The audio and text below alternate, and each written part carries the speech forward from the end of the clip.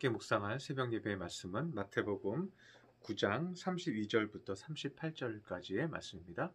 신약성경 14쪽입니다. 그들이 나갈 때에 귀신 들려 말 못하는 사람을 예수께 데려오니 귀신이 쫓겨나고 말 못하는 사람이 말하거늘 무리가 놀랍게 여겨 이르되 이스라엘 가운데서 이런 일을 본 적이 없다 하되 바리새인들은 이르되 그가 귀신의 왕을 의지하여 귀신을 쫓아낸다 하더라.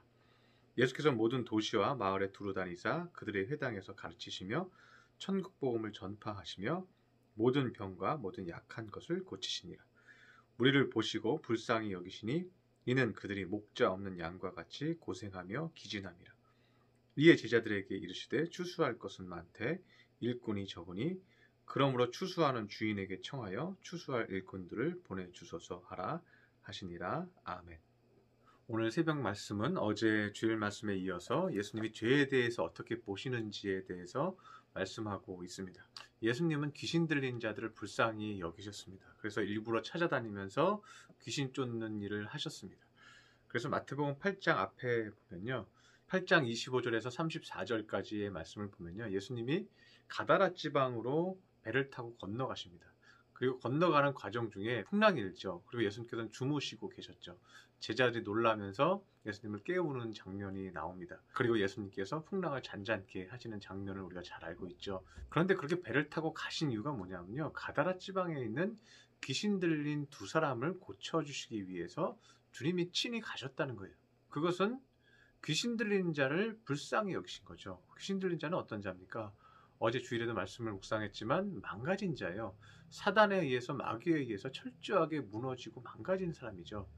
예수님은 그렇게 망가져서 무덤가에 살면서 소리를 지르고 지나가는 사람들을 괴롭히는 귀신에 의해서 완전히 미쳐버린 이 두 사람을 불쌍히 여기신 것입니다. 오늘 본문에도 보면 9장 32절에 귀신 들려 말 못하는 사람을 제자들이 예수님께 데리고 옵니다. 예수님은 그 환자에게 대화도 없이 바로 귀신을 내쫓아 주십니다.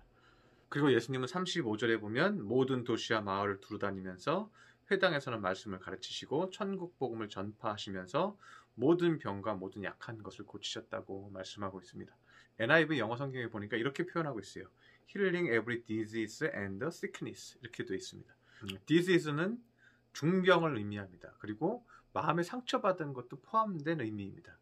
그리고 sickness는요, 허약한 체질을 의미하는 거예요. 그러니까 예수님은요, 마음의 질병, 육신의 질병, 정신적인 모든 질병들을 주님께서 힐링하셨다, 다루셨다, 치료하시고 고치셨다는 것을 의미합니다.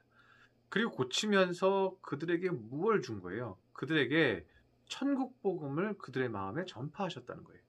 그래서 영어 NIV 성경에서 뭐라고 되어 있냐면요, and healing every disease and sickness, 모든 질병과 약한 것들을 힐링해 주시고, 그 앞에 뭐라고 되어 있냐면요, preaching the good news of the kingdom 이렇게 되어 있어요. 천국의 좋은 뉴스를 preaching, 설교하셨다, 선포하셨다.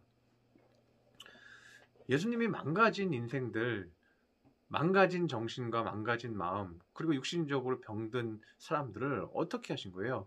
긍휼히 여기시고 불쌍히 여기시고 치료하시면서 그들 마음 가운데 무엇을 주고 싶은 거예요? 천국을 주고 싶은 거죠. 제가 어제도 얘기했지만 예수님께서 십자가에 못 박혀 죽으시면서 하나님께서 가장 급하게 하신 일이 뭐라고 그랬어요? 가장 급한 건 뭐예요? 지성소의 문을 여는 거예요.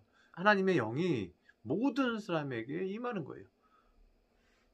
하나님의 나라가 어디 있습니까? 제자들이 물었을 때 여기 있다 저기 있다 할 것이 아니요, 너희 마음에 하나님의 나라가 있다. 그렇게 예수님이 가르치셨죠. 예수님이 오늘 본문에서 천국을 선포하셨다고 얘기하시는 것은 뭐예요? 하나님의 나라를 우리 가슴 속에 선포하신 거예요. 성령을, 지성소를 열면서 성령을 우리 안에 품게 하신 거예요. 그래서 망가진 인생을 치료하시고 보호하시고 새로운 인생, 거듭난 인생을 주님께서 간절히 바라셨다는 겁니다. 왜 예수님은 그렇게 그들이 망가진 인생에서 치료받기를 바라셨을까요? 그것은요, 35절에 나와요. 무리를 보시고 불쌍히 여기시니 이는 그들이 목자 없는 양과 같이 고생하며 기진함이라. 그들을 불쌍히 여겼어요. 그들이 고생하고 기진해서 지쳐 있었어요. 망가져서 무너지고 더 이상 살 희망도 없이 슬퍼하며 우울하며 근심하며 고통 중에 살고 있는 것을 본 거예요. 백성들이 너무 불쌍한 거예요. 그 망가진 인생들이 너무 불쌍한 거예요. 겉으로 보면 다 불쌍하지 않죠. 그런데 제가 기도해 보면요, 그 속이 다 썩어 들어가요. 그 마음이 다 상했어요. 그래서 같이 눈물을 흘리며 기도할 때가 많습니다. 그들의 마음을 하나님께서 알게 하시면요, 눈물이 나요. 예수님이 그들을 보니까 너무 불쌍했어요. 그리고 그들을 인도해주고 그들을 바른 길로 두고 망가진 마음을 건강한 마음으로, 은혜로운 마음으로, 기쁨의 마음으로 인도해 줄 수 있는 목자가 없었다는 거예요. 그래서 예수님은 37절에서 이렇게 말씀합니다. 제자들에게 이르시되 추수할 것은 많되 일꾼이 적도다. 이렇게 말씀하십니다. 우리가 상식적으로 생각하면 이렇게 망가지고 무너져가는 사람들이 많다, 이렇게 불쌍한 사람들이 많다, 천국 복음을 전하면 이들이 변화받고 주님을 따라올 사람들이 많다, 그러니 너희들이 가서 이들을 살리고 이들에게 복음을 선포하고 이들에게 천국을 줘라, 이렇게 제자들에게 말하면 좋을 텐데 예수님이 그렇게 말씀하고 있지 않아요. 이상하게도 38절에 보면 이렇게 얘기합니다. 그러므로 추수하는 주인에게 청하여 추수할 일꾼들을 보내주소서 하라. 너희들이 가서 나와 같은 일을 하고 저들의 불쌍한 것을 돌보아주고 그들에게 천국 복음을 전해라, 이렇게 얘기하시지 않고 그런 일꾼들을 하나님께서 보내주셔서 하고 기도하라, 이렇게 말씀하고 계실까요? 가장 큰 이유는 그들에게 영혼에 대한 관심이 없었습니다.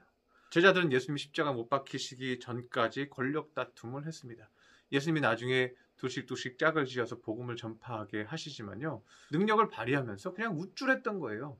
그들에게 영혼을 정말 불쌍히 여기면서 긍휼히 여기는 마음이 없었다는 거예요. 성령이 충만하고 영혼을 불쌍히 여기고 망가진 사람들을 살리고 싶은 마음을 가진 일꾼이 없었다는 거예요. 우리가 영혼을 사랑하는 사람이 되어야 합니다. 망가지고 무너져가는 사람들을 보면 불쌍히 여겨야 합니다. 많은 사람들의 심령이 망가지고 찢어지고 무너져 가고 있는 세대에 우리는 살고 있습니다. 여러분 기도하시기 바랍니다. 주여, 내가 추수할 일꾼 되게 하여 주시옵소서. 그들에게 천국을 줄 수 있는 사람이 되기를 원합니다. 하나님 앞에 신실한 일꾼들이 되시는 우리 귀한 믿음의 성도들이 되시기를 축원합니다. 기도하겠습니다.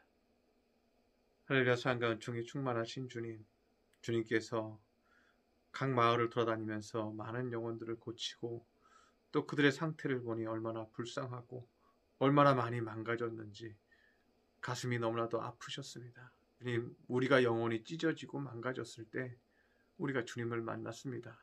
주님께서 우리를 위로해 주셨고 우리를 치료해 주셔서 우리는 주님을 믿는 자가 되었습니다. 성도가 되었습니다. 우리 마음 망가질 때 주님께서 붙들어 주셨듯이 우리 주변 사람들 망가질 때, 무너질 때 우리가 붙들어 주는 자, 불쌍히 여기는 자, 그들을 주님 앞에 인도하는 자 되게 하여 주시옵소서. 그래서 참으로 그들에게 천국을 선물하고 주님 앞에 잘했다, 애썼다, 수고했다 칭찬을 듣는 믿음의 권속들 삼아 주시옵소서. 귀한 말씀 주시니 감사드리며 예수님의 이름으로 기도드렸습니다. 아멘.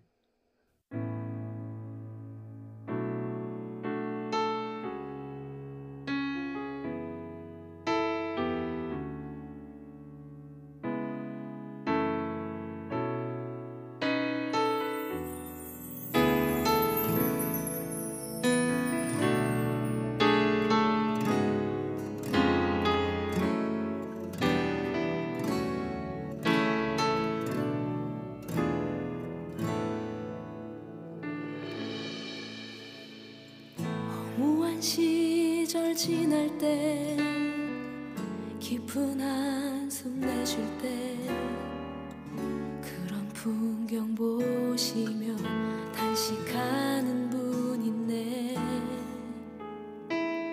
고와 같이 너희를 버려두지 않으리. 내가 너희와 영원히 함께하리라. 성령이 오셨네. 성령이 오셨네. 내 주에 보내신 성령이 오셨네. 우리 인생 가운데 신이 찾아오셔서 그 나라 꿈꾸게 하시네. 자매님들이 고백하겠습니다. 억눌린